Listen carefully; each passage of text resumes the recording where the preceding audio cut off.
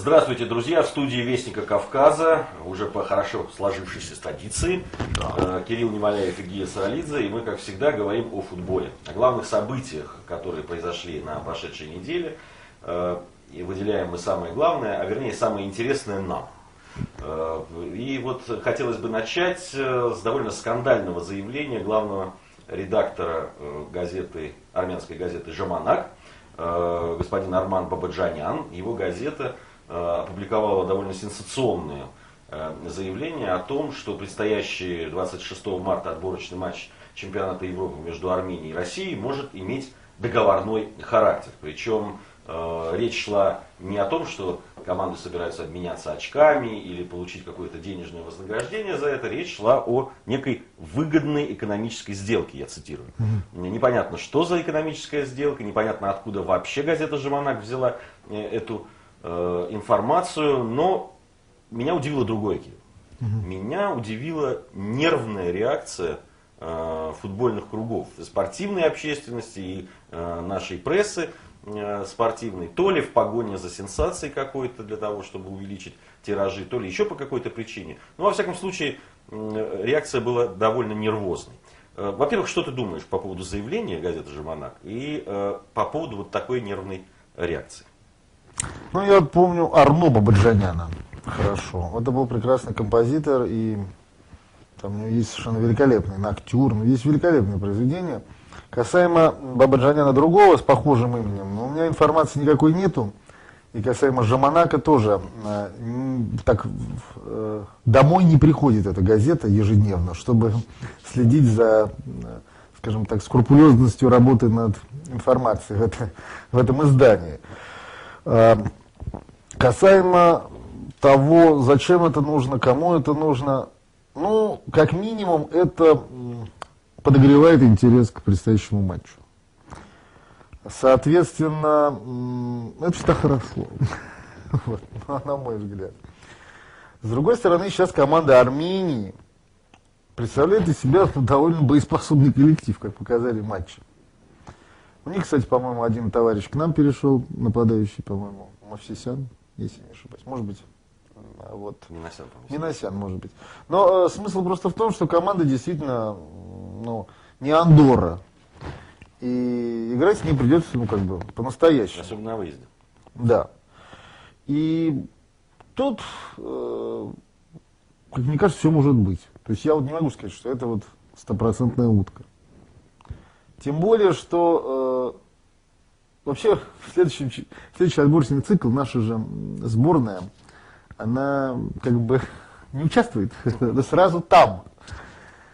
Поэтому у нас сейчас какая-то такая ситуация довольно странная с командой в этом плане, мне кажется. Но, возвращаясь к матчу, я считаю, что такие заявления это хорошо, вот честно. Потому что все-таки вот эти странные матчи, их наличие, то есть интерес к футболу, ведь чтобы интерес был к футболу, нужно о нем все время говорить. Ну и чтобы о нем говорить, нужно что-то выдумывать. Вот будет ли договорный матч? Вот если бы еще назвали счет, было бы интересно, допустим. Вот они сыграют 3-2. Я бы с удовольствием сел бы посмотрел этот матч. Потому что интересно, как будет 3-2. Значит, что ты его не сядешь и не посмотришь. Нет, здесь просто можно вести речь о том, что, я говорю, что когда вот есть какая-то раскрутка, как перед выходом пластинки какой-нибудь группы, все начинают там придумывать какие-то истории, чтобы подогреть интерес к альбому. Ну, на самом деле ведь не на ровном месте все это возникает. Еще совсем недавно обсуждалась вот эта вот странная история с матчем товарищеским с Бельгией, за который наша федерация футбольная еще заплатила деньги. Мало того, что мы организовали матч, прямо скажем, не самой сильной европейской сборной. Непонятно, зачем он нужен был. Ну, мне, допустим, понятно, потому что надо было как-то адвокату, хоть как-то так верно, сделать, да. алаверды. То есть, понимаешь, все равно существуют некие закулисные дела, которые прямо не рассказываются об этом болельщикам. То есть, все это приходит через кулуарные истории. При этом там фигурируют какие-то деньги. При этом тогда вот этот матч можно было как раз провести в те сроки с тем же самым Ираном. И причем Федерация Ирана готова была заплатить деньги нашей сборной. То есть мы потеряли и те деньги, которые могли заплатить, и еще заплатили бельгийцам. Сейчас мы с иранцами будем играть уже, так сказать, на безвозмездной Безвозмездно. основе. То есть вот эти вот какие-то слухи, которые ходят, и которые подтверждаются иногда о том, что что-то там в кулуарах происходит, они присутствуют. Что, видимо, дает возможность говорить о каких-то нефутбольных историях в связи с, там, и с матчами отборочными. Здесь, мне кажется, абсолютно прямая связь есть. Ну, поживем увидим. На самом деле, сколько у нас осталось до этой игры-то? Еще много, Еще осталось 2 осталось. месяца. Ну, вот уже есть повод об этой игре как-то думать. Там, и будет интересно, потому что армянская сборная сейчас выглядит неплохо. Посмотрим. Я всегда считаю, что пускай будут разговоры. Это как в шоу-бизнесе. Если о тебе никто не говорит, если говорят, ну, что-то там нормально. Ну, странно, что вот, допустим, прям вот история, которая только что произошла, матч Арсенал с Ньюкасл, который завершился 4-4, он попал странный матч. в странный матч. Интерпол собирается проводить расследование. По этому поводу под подозрением попал судья этой игры Фил Даут, который удалил, да, назначил 2 пенальти и так далее. 2 пенальти даже. Да. И Томаш Росицкий, кстати, игрок Арсенала, который вышел. После Аршавина заменил, Вот он вышел на поле и поучаствовал в 2 мячах в свои ворота. То есть он нарушил правила и пенальти забили после его нарушения. И он нарушил правила, когда забили 4-й гол со штрафного. То есть вот эти 2 человека, судья и Росицкий, попали под подозрение Интерпола. Но при этом, обрати внимание, что пресса английская, футбольная, спортивная пресса, которая не упускает шанса о чем-то там заявить, сделать какие-то громкие сенсации, они отнеслись вот к этому заявлению очень спокойно. И еще один навес.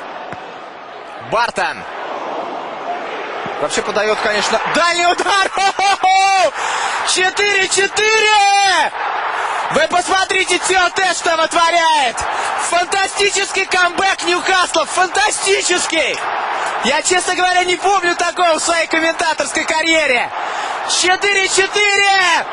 На мой взгляд, просто там за 19 минут забить 4 мяча, но это вообще, скажем так, при наличии даже 2 пенальти, это довольно сложно. То есть, если вот такая задача поставлена, вот теперь вот нужно забить, не знаю, так фантасмагорично немножечко. Поэтому как раз можно было какой-то иной расписать сценарий, если бы ребята решили договориться, мне кажется. Ну, понимаешь, вот тоже, с одной стороны, вот этот возможный договорной характер сборных Армении. Аршавин в этот момент ушел с поля. Он не вызывает, то есть он вызывает у нашей прессы такой ажиотаж, а вот эта история в английской прессе не вызывает. Видимо, они настолько не верят в то, что у них в чемпионате это возможно, что даже не реагируют. Ну, один из самых же таких, что называется, где идет рубилово, рубка в Англии. Это же все всегда знают, что в Англии вот там люди, конечно, не щадя ни стариков, ни детей. В любом случае, интерес, ты прав абсолютно, к этому матчу будет подогреваться.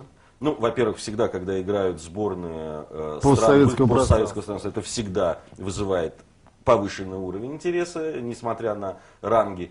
Тем более сейчас сборная Армении действительно показала неплохой футбол в отборочных матчах. Очень здорово они с македонцами сыграли, со словаками просто выше всяких похвал. Поэтому, наверное, и с футбольной точки зрения, да и с вот этой конспирологической, что ли, будет интересно посмотреть этот матч. Ну, а мы будем следить, как сборная России будет готовиться к этой игре. Кирилл Немоляев и Гия Саралидзе в студии Вестника Кавказа. И в следующей части нашей программы мы бы хотели поговорить о делах трансферных.